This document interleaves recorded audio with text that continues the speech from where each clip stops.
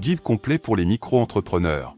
Comprendre et maîtriser le cadre juridique, fiscal et social. Par Habib François Chalabi. Disponible sur Amazon. Chapitre 25, Micro-entreprise versus portage salarial. Le portage salarial est un autre mode de travail indépendant qui peut être comparé à la micro-entreprise. Le portage salarial consiste à faire travailler une personne pour une entreprise, mais en ayant le statut de salarié. La société de portage salarial prend en charge les formalités administratives, les charges sociales et fiscales, et verse un salaire à l'indépendant. Il y a plusieurs différences clés entre la micro-entreprise et le portage salarial. Tout d'abord, le portage salarial offre une couverture sociale complète, tandis que les auto-entrepreneurs n'ont qu'une couverture minimale en matière de sécurité sociale. Deuxièmement, le portage salarial est souvent plus coûteux que la micro-entreprise en termes de charges et de frais, car il comporte des coûts supplémentaires pour la société de portage. Enfin, le portage salarial peut offrir une plus grande flexibilité pour les travailleurs indépendants, car ils peuvent travailler pour plusieurs entreprises sans avoir à gérer les formalités administratives liées à chaque nouveau contrat. En définitive, le choix entre la micro-entreprise et le portage salarial dépend de la situation personnelle et professionnelle de chaque indépendant. Il est donc important d'évaluer les avantages et les inconvénients de chaque option avant de prendre une décision. Il peut être judicieux de consulter un expert comptable ou un avocat pour obtenir des conseils personnalisés sur les différences entre les deux options et sur le choix le plus approprié pour vous. Ce chapitre comparera le régime de micro-entreprise avec le portage salarial.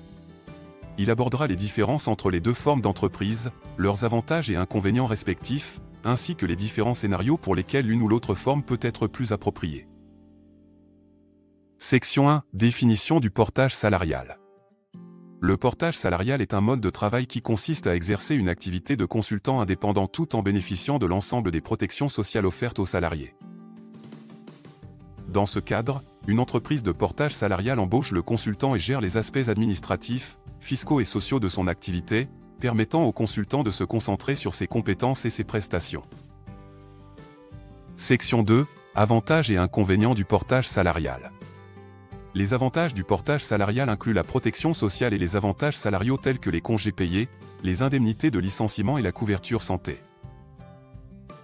Cependant, cela peut entraîner des coûts supplémentaires en raison des frais liés à l'utilisation d'une entreprise de portage salarial, ainsi qu'une certaine perte de flexibilité en matière de détermination des prix et de gestion de la clientèle. Section 3. Avantages et inconvénients de la micro-entreprise. Les avantages de la micro-entreprise incluent une plus grande liberté en matière de prix et de gestion de la clientèle, ainsi qu'une réduction des coûts liés aux démarches administratives. Cependant, cela peut entraîner une absence de protection sociale et des coûts supplémentaires en matière d'assurance. Section 4. Comparaison des deux formes d'entreprise.